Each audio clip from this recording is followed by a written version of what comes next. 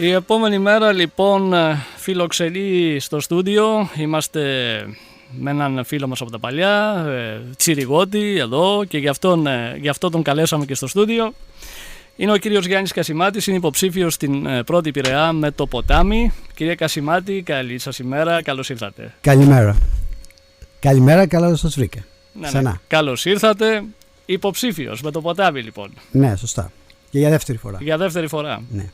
Θα πούμε κάποια πράγματα, γενικά και τοπικά. Ευχαριστώ πολύ. Καταρχήν βλέπω ότι είστε από τους πολιτικούς που επισκεφθήκατε το νησί μας, διότι δεν είδαμε άλλους τώρα προεκλογικά. Αυτό είναι η αλήθεια. Εγώ ζούσα εδώ ψηφίζω, οπότε... Είσαστε ντόπιος. Είμαι ντόπιος, οπότε δεν νομίζω ότι πρέπει να είμαι και ο μόνος. Δεν ξέρω αν υπάρχει άλλος. Ναι, σωστό είναι. Για το νέο ακροατήριο θα έλεγα να μας πείτε ένα βιογραφικό για... Ναι, σωστά. Διότι υπάρχουν κάθε φορά και νέοι φίλοι μας. Ναι, σωστά. Γεννήθηκα στα Κύθρα, γεννήθηκα στις καλοκαιρινές. Μετά πήγαμε στην Καρβουνάδα. Εκεί τέλειωσα το δημοτικό και το γυμνάσιο και το λύκειο στα Κύθρα. Στη συνέχεια πήγα στην Αθήνα, πέρασα στην παλιά τη λεγόταν ΑΣΟΕ. Μετά την πορική, τώρα νομίζω είναι Οικονομικό Πανεπιστήμιο Αθηνών. Τέλειωσα εκεί. Μετά πήγα στρατιώτης και δούλεψα για ένα χρόνο να βγάλω κάποια λεφτά για να φύγω στο εξωτερικό, και από τότε πήγα στην Αγγλία, έκανα μάστερ και διδακτορικό στην οικονομετρία. Ήθελα να ασχοληθώ με την ακαδημική καριέρα, τελικά ασχολήθηκα με επενδυτικές τράπεζες, οπότε μέχρι τώρα ζω στην Αγγλία και, ναι, και δουλεύω στον επενδυτικό τομέα.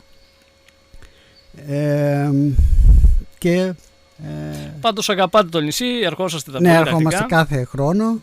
Μάλιστα σκεφτόμαστε να γυρίσουμε στην Ελλάδα σε κάποια φάση. Πολύ ωραία. Σύντομα. Χαίρομαι που το ακούω. Ευχαριστώ πολύ. Γιατί με το ποτάμι, κύριε Κασιμάτη? Γιατί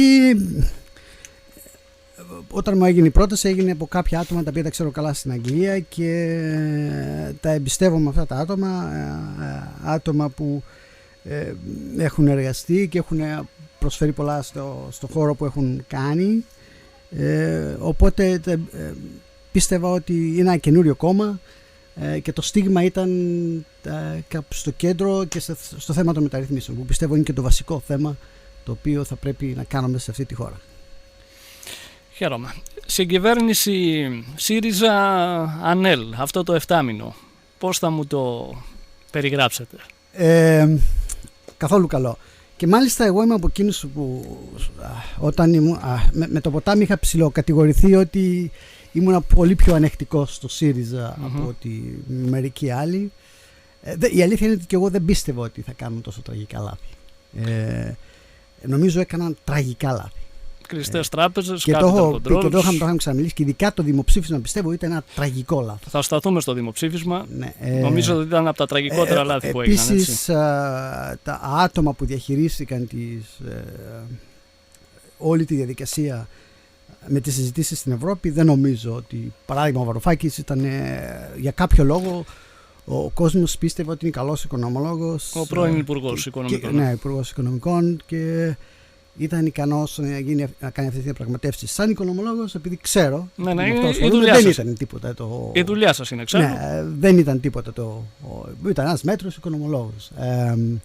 Επικοινωνιακά ήταν καλός. Αυτό είναι αλήθεια. Αλλά στον τρόπο που διαχειρίστηκε τις συζητήσεις ήταν τραγικός. Ναι. Και είδαμε τα αποτελέσματα. Ναι, καλά, φαίνεται και τα αποτελέσματα. Δεν έπρεπε να φτάσει. Είναι τραγικό να φτάσουμε σε αυτό το σημείο κάτω από αυτές τις συζητήσεις. Ένα καλοκαίρι το οποίο έπεσε τα capital control στο δημοψήφισμα και τώρα οι εκλογές. Ναι, και επειδή ακούω λίγο για τα capital controls, τα capital controls δεν μπορούσε να μην μπουν. Η κατάσταση που ήταν οι τράπεζες, ίσως εγώ πιστεύω ότι έπρεπε να είχαν μπει πιο πρώτα τα capital controls. Ο λόγος για τον οποίο μπήκαν τα capital controls ήταν για να γλιτώσουν τις τράπεζες. Για να γλιτώσουν, ναι, μάλιστα. Γιατί η κατάσταση με τις τράπεζες ήταν και είναι πολύ δύσκολη. Και το τραπεζικό είναι ένα από τα κυρίαρχα θέματα που θα πρέπει να λύσουμε. Χωρίς τράπεζες δεν πρόκειται να υπάρχει ανάπτυξη σε αυτή τη χώρα. Και αυτή τη στιγμή οι τράπεζες δουλεύουν σαν ένας οργανισμός το οποίο μόνο εξυπηρετεί πληρωμές και τίποτα άλλο. Δεν κάνει το κυρίαρχο που είναι να δίνει λεφτά για επενδύσεις. Αν δεν το λύσουμε αυτό το πράγμα, δεν πρόκειται να δούμε επενδύσεις σε αυτή τη χώρα. Να δούμε άσπρη μέρα που λένε. Άσπρη μέρα. Καλημέρες έχετε στο διαδίκτυο. Είστε αγαπητός, όπως βλέπω. Ευχαριστώ. Λοιπόν, να δούμε τις θέσεις σας, κύριε Κασιμάτη. Ωραία. Εγώ θα επιμείνω στο βασικό πρόβλημα της χώρας, είναι η παραγωγή πλούτου. Η παραγωγή πλούτου. Και ειδικά η παραγωγή προϊόντων και υπηρεσιών που μπορούμε να τα εξάγουμε. Εάν σαν χώρα δεν βελτιωθούμε σε αυτόν τον τομέα, τότε δεν θα μπορέσουμε να έχουμε ούτε ένα ικανό κοινωνικό κράτος, ούτε ίσως και άλλα παραπάνω. Μόνο η αύξηση της παραγωγικής ικανότητας της χώρας θα μπορέσει να δημιουργήσει εκείνες τις συνθήκες που θα φέρουν και νέες δουλειές και αύξηση των μισθών και αύξηση συντάξεων που όλοι μιλάνε και καλύτερο κοινωνικό κράτος που πραγματικά θα βοηθήσει αυτούς που έχουν ανάγκη. Γι' αυτό λοιπόν το βασικό που θα πρέπει να ασχοληθεί το πολιτικό σύστημα της χώρας μας είναι η ανάπτυξη και νέες δουλειές. Ειδικά νέες δουλειές για νέους. Γιατί νομίζω η ενεργεία των νέων είναι ένα πολύ μεγάλο πρόβλημα. Βέβαια. Το βλέπουμε και στο νησί μας. Δυστυχώς και η σημερινή κυβέρνηση ιδιαίτερα, αλλά και πολλοί άλλοι στον πολιτιακό και στο μηντιακό χώρο και στον ακαδημαϊκό, θα λέγω παραπάνω, ασχολούνται κυρίως με το χρέος. Το χρέος, κάτω από συγκεκριμένες συνθήκες, μπορεί να δημιουργήσει μεγάλα προβλήματα σε μια χώρα. Αλλά σε αυτή τη φάση, το λέω και το επαναλαμβάνω και θέλω να το καταλάβει ο κόσμος, δεν είναι το βασικό πρόβλημα της χώρας. Δεν πρέπει η Ελλάδα να επικεντρώνεται και να ασχολείται μόνο με αυτό το θέμα του χρέους. Αυτό χρειάζεται να γίνει πολύ κατανοητό και ίσως θα πρέπει, βέβαια εντάξει, ίσως θα έπρεπε και τα media στην Ελλάδα να ασχοληθούν λίγο περισσότερο και ίσως και ακαδημαϊκά να ασχοληθούν λίγο περισσότερο με αυτό το θέμα. Τώρα, γιατί δεν είναι το βασικό πρόβλημα της χώρας το χρέος, είναι μια συζήτηση η οποία θα πάρει κάποιο χρόνο, οπότε ίσως δεν έχουμε το χρόνο αυτό σήμερα να το κάνουμε. Αλλά αυτό που θα πρέπει, νομίζω το βασικό που θα πρέπει να επικεντρωθούμε σαν χώρα είναι η παραγωγική ανασυγκρότηση της χώρας. Το λέω και το ποτάμι το λέει αυτό. Χωρίς να έχεις μια καλή παραγωγική ανασυγκρότηση της χώρας, δεν θα δημιουργήσεις εκείνες τις ικανές συνθήκες για τη δημιουργία των πολλών θέσεων εργασίας. Και όταν εμείς λέμε στο ποτάμι για μεταρρυθμίσεις, μιλάμε για αυτές τις δομικές αλλαγές του παραγωγικού μοντέλου της χώρας μας. Μιλάνε για αυτές τις αλλαγές και στους νόμους και στο κράτος και στην νοοτροπία ακόμα, που θα βελτιώσουν τις συνθήκες για τη βελτίωση αυτού του παραγωγικού μοντέλου της χώρας. Όταν λέμε μεταρρύθμιση, δεν μιλάμε ένα γενικό και αόριστο πράγμα ότι θα κοπούν οι μισθοί. Αυτό δεν είναι μεταρρύθμιση. Μεταρρύθμιση είναι κάτι που θα σου κάνει πιο αποτελεσματικό το κράτος, που θα σου κάνει πιο εύκολο να γίνουν επενδύσεις, θα σου κάνουν πιο εύκολα να συμμετέχει ο κόσμος στα κοινά. Αυτό εννοούμε μεταρρύθμιση. Τη γραφειοκρατία, όλα αυτά. Το θέμα, το νομικό θέμα, όλα αυτά είναι σοβαρές μεταρρυθμίσεις που θα πρέπει να γίνουν σε αυτή τη χώρα. Και το ποτάμι επικεντρώνεται σε αυτό. Πάμε στο μεταναστευτικό να ακούσουμε τις θέσεις σας. Βλέπουμε καθημερινά τι συμβαίνει στην Ελλάδα, τι γίνεται. Τι θέσεις έχετε? Να σου πω, εγώ προσωπικά δεν έχω γνώση του θέματος του μεταναστευτικού.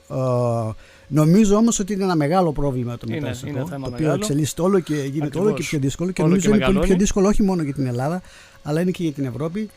Και δυστυχώς αυτό το πρόβλημα μπορεί να λυθεί, πιστεύω, μόνο σε ευρωπαϊκό επίπεδο.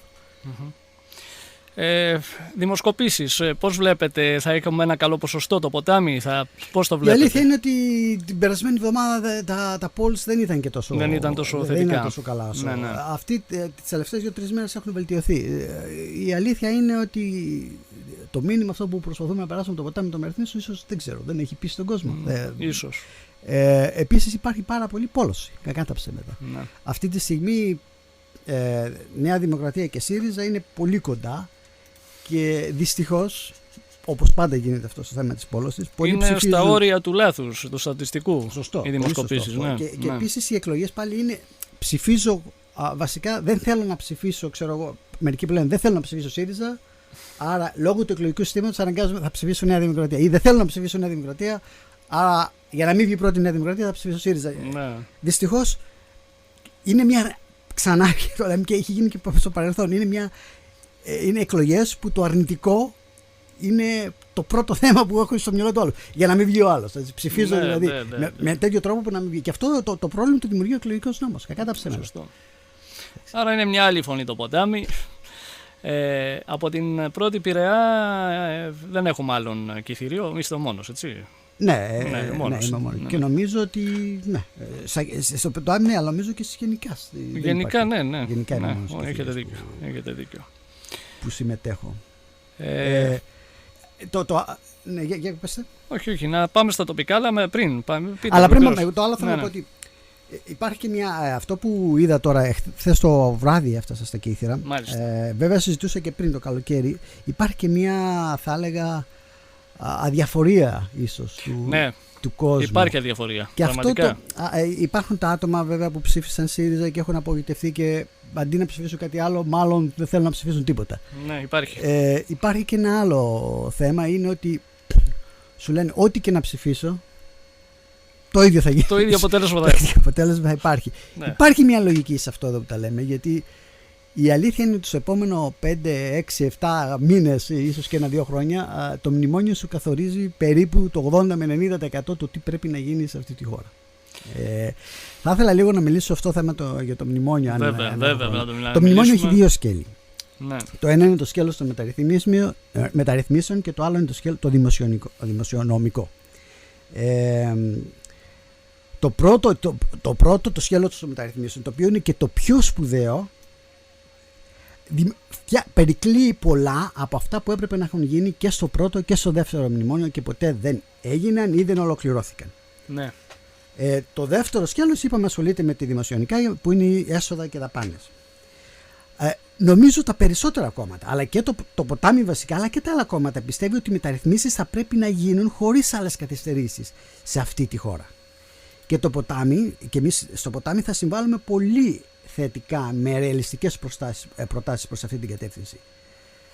Εδώ τα άλλα κόμματα, εδώ υπάρχει ένα μικρό πρόβλημα, γιατί εγώ νομίζω ότι ο λόγος για τον οποίο πολλές μεταρρυθμίσεις που έπρεπε να έχουν γίνει εδώ και πολλά χρόνια δεν έχουν γίνει στην Ελλάδα, είναι αυτό που λέμε αποτέλεσμα των πελατειακών σχέσεων των κομμάτων.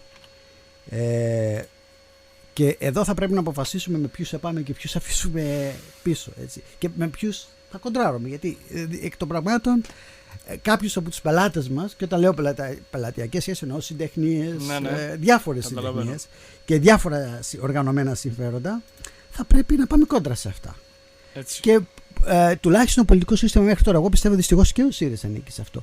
Δεν έχουν, γιατί ίσως στηρίζονται πολλοί ψηφοφόροι ανήκουν σε αυτά τα οργανωμένα συμφέροντα. Δεν είναι προετοιμασμένοι να χτυπήσουν αυτά τις συντεχνίες και τα συμφέροντα. Τώρα, οπότε το ποτάμι τουλάχιστον δεν έχουμε καμία σχέση με τα διάφορα συντεχνιακά συμφέροντα. Υπάρχει βέβαια η φήμη ότι ο Θοδωράκης είναι με τον Μπόμπολα και όλα αυτά. Το έχουμε ακούσει. Αυτό φήμη... προσπαθώ να πει στον κόσμο, δεν μπορώ να τον πείσω. Ναι. Τι να κάνω. Εντάξει. Ότι δεν είναι έτσι, αλλά δυστυχώς δεν μπορώ να κάνω κάτι άλλο. Ναι. Τώρα, στα δημοσιονομικά υπάρχουν διάφορες εναλλακτικές προτάσεις που μπορεί κάποιος να κάνει που να έχει το ίδιο αποτέλεσμα στο τέλος.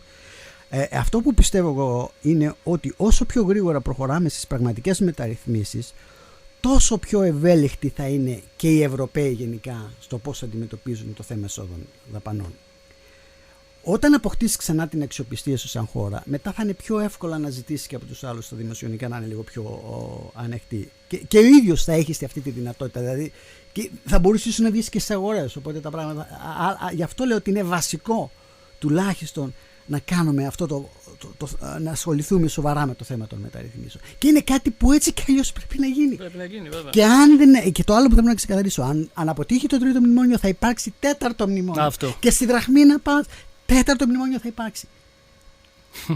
Δυστυχώς, εδώ που φτάσαμε, τα πράγματα δεν θα είναι εύκολα. Δεν θα είναι καθόλου εύκολα. Όσο πιο γρήγορα λοιπόν προχωρήσουμε στο να γίνουν αυτές οι αλλαγές, οι δομικές αλλαγές σε αυτή τη χώρα. Αυτό είναι αεροπλάνο. Έχουμε χαμηλές πτήσεις σήμερα. Δεν ξέρω τι συμβαίνει. Από το πρωί. Δεν ξέρω τι συμβαίνει. Δεν ξέρω. Τόσο πιο καλά και τόσο πιο γρήγορα θα βγούμε από αυτή την κατάσταση και δεν είναι τυχαίο. Άλλες χώρες έχουν βγει. Βγήκε η Ιρλανδία, βγήκε η Πορτογαλία, η Κύπρος βγαίνει. Δεν είναι και προχωράνε σιγά σιγά στην ανάπτυξη. Είναι γεγονός ότι θα έχουμε δύσκολο χειμώνα και τα ραβασάκια έχουν ξεκινήσει να έρχονται. Λέτε από θέματα εφορίας. Ναι, αυτό θα είναι δύσκολο. Να δούμε. Αλλά το άλλο που θέλω να πω για να λέμε γιατί βλέπω ότι υπάρχει ένα πολύ αρνητικό κλίμα στη χώρα, έτσι, από τον κόσμο. Υπάρχει αρνητικό κλίμα.